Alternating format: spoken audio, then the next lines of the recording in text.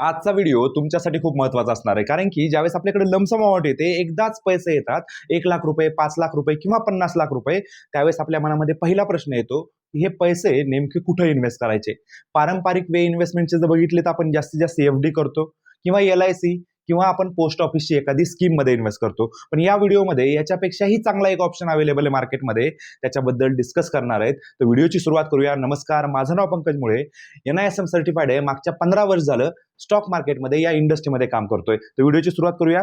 सगळ्यात पहिल्यांदा आपण बघूया हे जे पारंपरिक वे आहेत, म्हणजे एफडी म्हणा किंवा पोस्ट ऑफिसच्या स्कीम म्हणा किंवा LICचे इन्शुरन्स प्लॅन म्हणा, तर याच्यामध्ये ज्यावेळेस तुम्ही इन्व्हेस्ट करतात त्यावेळेस तुम्हाला लॉंग टर्ममध्ये जर बघितलं आपण तर जास्तीत जास्त 6-7% पर्यंत तुम्हाला इंटरेस्ट मिळू शकतो. आता जर तुम्ही इंडियाचं इन्फ्लेशन बघितलं तर ते इयर ऑन इयर 5 ते 6% वाढतंय. म्हणजेच काय, तुम्ही जर तुमचे पैसे एफडी म्हणा किंवा या बाकीच्या याच्यामध्ये जर इन्व्हेस्ट केले तर लॉंग टर्ममध्ये तुमचे पैसे जे आहेत ते वाढत नाहीयेत, तर ते कमी होत आहेत.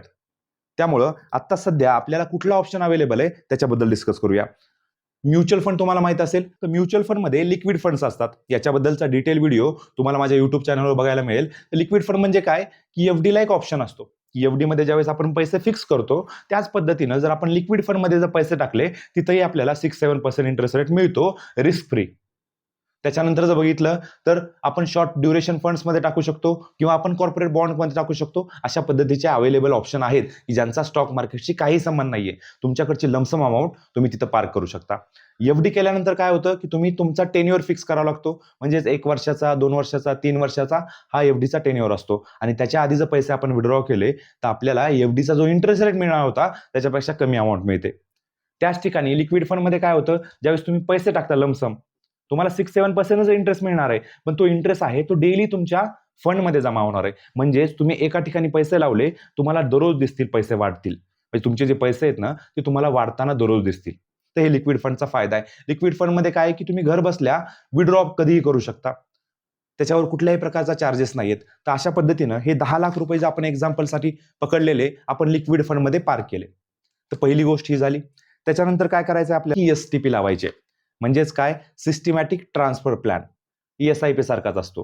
SIP आणि STP मधला डिफरन्स समजून घ्या. SIP म्हणजे काय, सिस्टमॅटिक इन्कम प्लॅन. म्हणजेच काय की तुमच्या बँक अकाउंटमधनं दर महिन्याला काही पैसे विड्रॉ होणार आहेत आणि ते वेगवेगळ्या फंडमध्ये लावणार आहेत. त्याला काय म्हणतो आपण, SIP. पण STP म्हणजे काय, सिस्टमॅटिक ट्रान्सफर प्लॅन. म्हणजे तुमच्या ज्या फंडमध्ये इन्व्हेस्टमेंट केलेले पैसे, तुमच्या लिक्विड फंडमध्ये आपण जे 10,00,000 रुपये इन्व्हेस्ट केले त्यातनं आपल्याला सिस्टमॅटिक वेनी ट्रान्सफर होणार आहेत वेगवेगळ्या फंडमध्ये.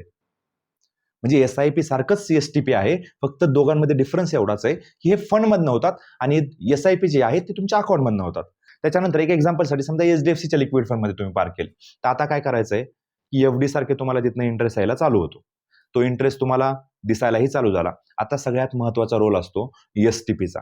म्हणजेच काय, सिस्टमॅटिक ट्रान्सफर प्लॅन. लिक्विड फंडमध्ये ज्याच्यामध्ये आपण 10,00,000 रुपये इन्व्हेस्ट केलेत एक्झाम्पलसाठी, तिथनं पैसे विड्रॉ करतोय त्याला आपण STP म्हणतो. तर आता काय करायचंय आपल्याला की याचा इंटरेस्ट बघितला आपण 7% जर पकडला आपण लिक्विड फंडचा, तर तो जवळपास 70,000 रुपये होतो. ठीक आहे, आपण त्याला 12 महिन्याने डिवाइड केलं म्हणजे जवळपास 6,000 रुपये तुम्हाला इंटरेस्ट मिळतो दर महिन्याला. ठीक आहे, तो असाच इंटरेस्ट मिळणारा जो आहे 6,000 रुपये, तर याचं काय करायचं आपल्याला, 2 STP लावायचे एका महिन्यामध्ये. 3,000ची एकदा आणि 3,000ची एकदा. आता ही 3,000ची 2 STP लावले आपण, तर हे पैसे कुठे जाणार आहेत, तर आपले हे पैसे large cap, mid cap, small cap, flexi cap आणि त्याच्यानंतर ऍसेट अलोकेटेड फंड मध्ये जाणार आहेत. अशा पद्धतीने आपण हे पैसे डिवाइड करणार आहेत. आणि आता सध्या बघितलं तर गोल्ड आणि सिल्वर मध्ये पण आपली इन्व्हेस्टमेंट असणं गरजेचं आहे. तर गोल्ड आणि सिल्वर ETF मध्ये पण आपण इन्व्हेस्ट करू. तर अशा पद्धतीनं तुमचा पोर्टफोलिओ जो आहे तो डायव्हर्सिफाईड होईल.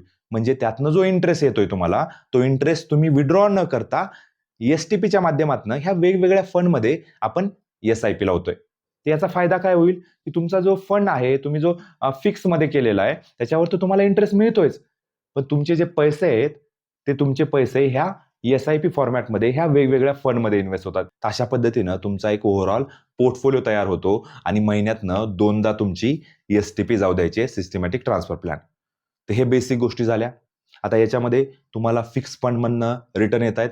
तुमची SIP पण इक्विटी मार्केटमध्ये डायरेक्ट इन्व्हेस्ट होते, म्हणजे तिथं तुमची रिस्क एकदम कमी होते. तर हे झालं नॉर्मल इन्व्हेस्टर की ज्यांना काहीच करायचं नाही, ज्यांना रिस्क घ्यायची नाही, काहीच नाही, त्यांनी अशा पद्धतीने करू शकता. ज्यांना याच्यापेक्षाही जास्त रिटर्न पाहिजेत तर त्यांनी एक गोष्ट करता येते, याच्यामध्ये काय करायचं आहे, की ज्यावेळेस मार्केट डाऊन असेल, तर तुम्हाला काय करायचं आहे, नॉर्मली काय करायचं आहे, की 3 वाजता बघायचं मार्केट, की मार्केट आज किती डाऊन आहे. डाऊन मार्केटमध्ये एक 1% ची एक टॉपअप करायचं आहे. म्हणजेच काय, की समजा आज निफ्टी 1% पेक्षा जास्त डाऊन आहे. स्मॉल कॅप, मिड कॅप आज 2% पेक्षा जास्त डाऊन आहे. त्यावेळेस तुम्हाला काय करायचं आहे, की एक 10 लाख मधलं 1% म्हणजेच काय, की ₹10,000 तुम्हाला एक टॉपअप करायचं आहे याच्यामध्ये. ज्या दिवशी मार्केट डाऊन असेल, दुसऱ्या कुठल्याही दिवशी करायचं नाहीये. तर अशी कंडिशन जी असते ती महिन्यातनं 1 ते 2 वेळेस येते किंवा कधी-कधी 2-2 महिने येतही नाही. अशा वेळेसच आपल्याला फक्त एक टॉपअप करायचंय. कुठल्या ह्याच्यात टॉपअप करायचंय, की ज्या फंडमध्ये आपण इन्व्हेस्टमेंट केलेली आहे, ज्या फंडमध्ये आपण एस-टी-पी लावलेली आहे, सिस्टमॅटिक ट्रान्सफर प्लॅन, त्याच फंडमध्ये तुम्हाला टॉपअप करायचंय. म्हणजेच काय, की आज जर बघितलं आपण, तर स्मॉल कॅपमध्ये 2% पेक्षा जास्त डाऊन आहे, पण निफ्टी डाऊन नाहीये तेवढी. तर मी काय करणार, मी जे स्मॉल कॅप फंडमध्ये जे इन्व्हेस्ट केलेले पैसे आहेत ना, एस-टी-पी लावलेली आहे, त्या फंडमध्ये 5,000चं टॉपअप करणार. आज काय झालं, की समजा मिड कॅपनीच डाऊन परफॉर्मन्स आहे, तर मिड कॅपमध्ये मी 5,000चं टॉपअप करणार. तर अशा पद्धतीनं ज्यावेळेस मार्केट डाऊन असेल खूप मोठ्या प्रमाणामध्ये, त्यावेळेसच एक टॉपअप करायचंय, ते पण 1%चं म्हणजेच ₹10,000. तर अशा पद्धतीनं जर ॲक्टिव्हली ही तुमची इन्व्हेस्टमेंट जर मॅनेज केली, तर तुम्हाला 15 ते 20 वर्ष लागणार नाहीये. खूप कमी कालावधीमध्ये खूप चांगल्या पद्धतीनं तुम्ही वेल्थ क्रिएट करू शकता. आता जे मी तुम्हाला सांगितलं, हे ज्यांना एकदम सेफ इन्व्हेस्टमेंट करायची आहे ना, त्या लोकांसाठी. पण ज्यांचा दृष्टिकोन दूरवरचा आहे, म्हणजे ज्यांना 10 वर्ष, 15 वर्ष, 20 वर्ष ही अमाउंट लागणार नाहीये लमसम, त्या लोकांनी काय करायचंय, त्यांनी सिंपल आहे, की तुम्ही डायरेक्टली म्युच्युअल फंडमध्ये डायरेक्ट इन्व्हेस्ट करा. म्हणजेच कसं, तुम्ही लार्ज कॅपमध्ये काही अमाउंट टाका, मिड कॅपमध्ये, स्मॉल कॅपमध्ये, मल्टी ॲसेटमध्ये काही अमाउंट टाका आणि त्याच्यानंतर गोल्ड ईटीएफमध्ये, सिल्व्हर ईटीएफमध्ये तुमचे पैसे डिव्हाइड करा. तुमच्या पोर्टफोलिओचा जवळपास 15% हिस्सेदारी जी आहे, ते गोल्ड ईटीएफ आणि सिल्व्हर ईटीएफची पाहिजे. जास्तीत जास्त तुमची अमाउंट जी आहे ती फ्लेक्झी कॅप म्युच्युअल फंडमध्ये पाहिजे. स्मॉल कॅपमध्ये, लार्ज कॅपमध्ये या सगळ्या कॅटेगरीमध्ये तुमची इक्वली अमाउंट पाहिजे. त्याच्यानं काय होईल, की तुम्हाला लाँग टर्ममध्ये खूप चांगल्या पद्धतीचं बेनिफिट मिळू शकतं. कारण की ज्या लोकांनी 5 वर्षापेक्षा जास्त इन्व्हेस्टेड राहिलेले स्टॉक मार्केटमध्ये, म्युच्युअल फंडमध्ये, ते एकदाही लॉसमध्ये गेलेले नाहीयेत. त्यामुळं घाबरण्याचं कारण नाहीये. खूप साऱ्या लोकांची अशी एक डिमांड असते, की मी लमसम अमाउंट इन्व्हेस्टमेंट करतो. तुम्ही जिथं म्हणताय तिथं. पण त्यातनं मला महिन्याला काही ना काहीतरी इन्कम स्टार्ट झालं पाहिजे. तर त्या लोकांसाठी हे ऑप्शन आहे. त्यांनी काय करायचंय, की लमसम अमाउंट तुमची वेगवेगळ्या म्युच्युअल फंडमध्ये इन्व्हेस्टमेंट करायची आहे आणि त्यातनं काय करायचंय, एस-डब्ल्यू-पी लावायचे, सिस्टमॅटिक विथड्रॉ प्लॅन.